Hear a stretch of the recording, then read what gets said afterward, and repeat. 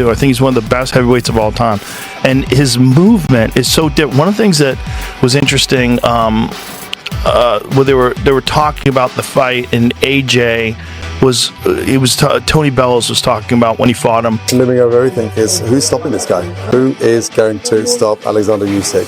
Joe Rogan declares Usyk the greatest heavyweight ever. Joe Rogan has boldly stated that Oleksandr Usyk may be the greatest heavyweight boxer in history.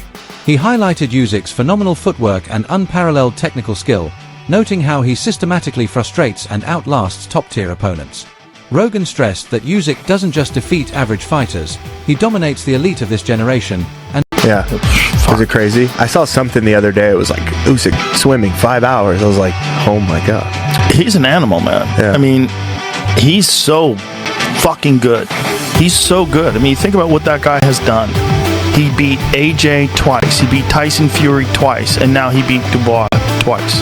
That's crazy. No, it's incredible. Those are two of the best, like, of this era. I think he's one of the best of all time. I really do. I think he's one of the best heavyweights of all time, and his movement is so different. One of the things that was interesting, where they were talking about the fight, and AJ was Tony Bellows was talking about when he fought him, and AJ was saying that when he fought him, it was the most exhausted he's ever been, because he's always moving. There's no rest with him. No rest. There's no like constant. There's constant twitching. Under fire the whole time. You're constantly thinking, when is this coming? There's no silent agreements. There's no relaxation. There's no rounds off.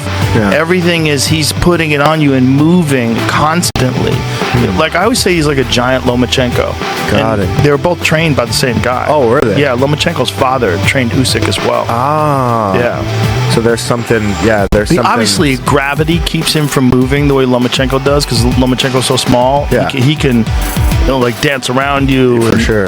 In footwork, just majestic footwork.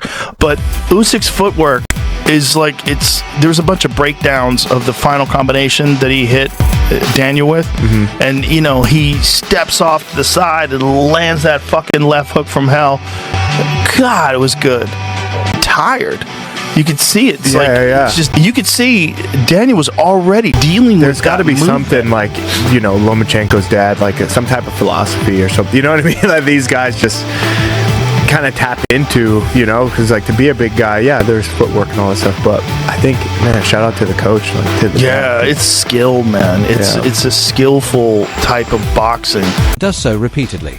In Rogan's view, it's Usyk's fight IQ and relentless movement that elevate him beyond his peers. His ability to make world-class athletes look ordinary is, according to Rogan, proof that he deserves a spot at the very top of boxing's all-time list. Analysts acknowledge Usyk's legendary status. More and more boxing experts are placing Usyk among heavyweight icons like Lennox Lewis, Larry Holmes, and Evander Holyfield. He's got some power, and he's got Andy Lee. Those things make that fight pretty intriguing. I agree, and if he faces him, I think he again will be the heavy favorite. And let's assume he beats him. Do you retire? Do you take another lap around the same block? Like you said, it's a young 38, and again, I know this is a money game, but the other young heavyweight that I like that's been on a very good run, and we've been impressed with them, Agit Kabayel. And now that's another relatively small heavyweight that's quick-fisted, and he knows how to operate inside. Again, he's already beaten Fury twice. He's fought Joshua twice. When we talk about trilogies, generally it's about 1-1, right? Not 2-0. Exactly. Although we just had one with Serrano and Taylor, but again, they have limited opposition. But there you have it. Oleksandr Usyk once again becomes undisputed heavyweight champion of the world. And rounding out Boxing Palooza 2025 from the MGM Grand in Las Vegas. His transition from cruiserweight to the heavyweight division wasn't just a career shift, it was a seismic achievement. In a division full of giants, Usyk didn't merely survive, he excelled. His blend of technique, intelligence, and consistency against top names has redefined what it means to be a heavyweight champion. He's not just winning bouts, he's raising the bar for the entire division. Dominance through repetition. Usyk fight for a world title, right? But if you're Joseph Parker, and I spoke to Andy Lee, it isn't just a case of fighting for a world title. You want to fight the number one for the world title, and that guy is Oleksandr Usyk. So there must be loads of conversations going on right now. Loads of conversations. I did say this the other day, and I don't know, sometimes I'm like, you know, when I was in the ring and I was interviewing Oleksandr Usyk, I was desperate because of my love for Joseph Parker. I was desperate for Joseph Parker to get. I know he got in the ring after, but I'm talking about on the zone. So whilst everyone is still in the stadium and everyone's still tuned in, I was desperate for him to kind of just jump in the ring. I was desperate for him to do it. Chisora was trying to do it. So Chisora knows how to play the game.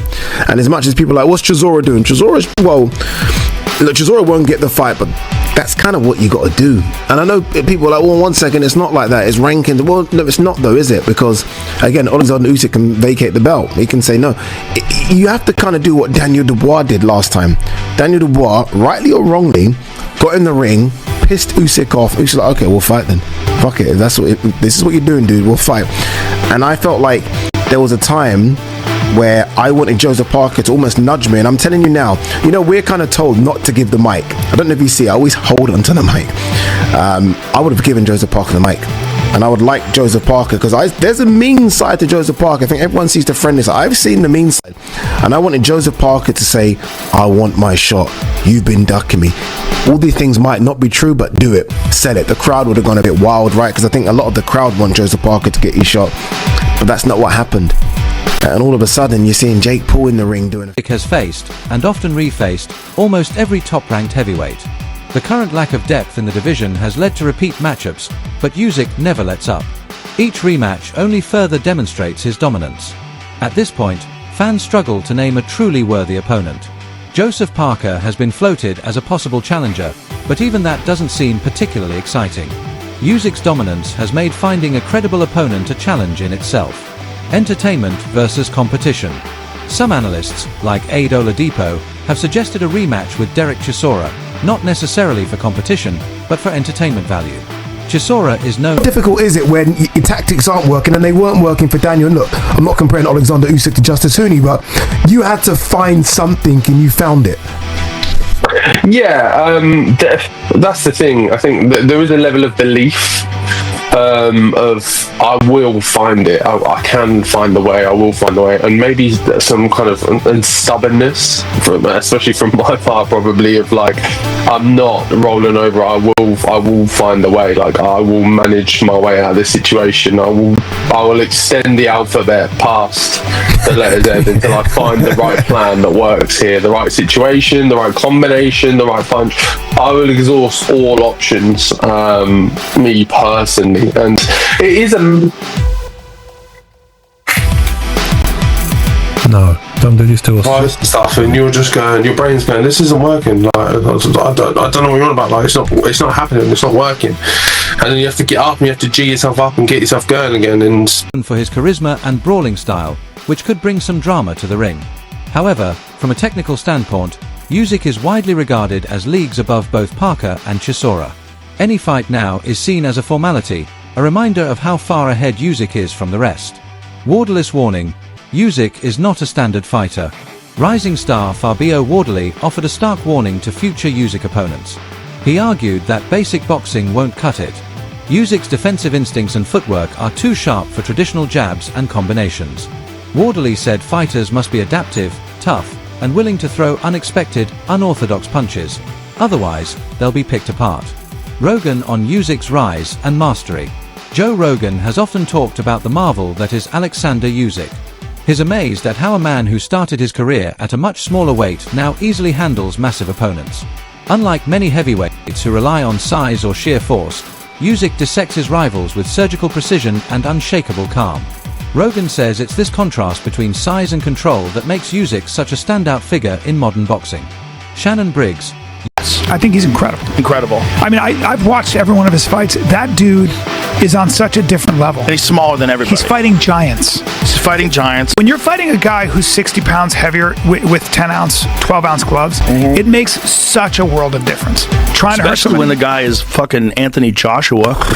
You know? But please understand, Usyk fought at, I think, 75 when he started out. He's not a big frame guy. He's like 225, 230 as a heavyweight. 220. Not big. Not big. And that's man. a lot of. By the way, that was Tyson's weight when he was in his prime, too. Yeah. There's something to be said for that, because a 220-pound man like Mike Tyson can knock out any human being that's ever lived. Yeah, your jaw. The amount of power he can generate is insane.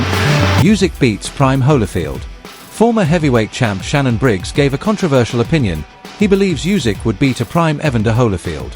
According to Briggs, Usyk has gone beyond being just a technical boxer.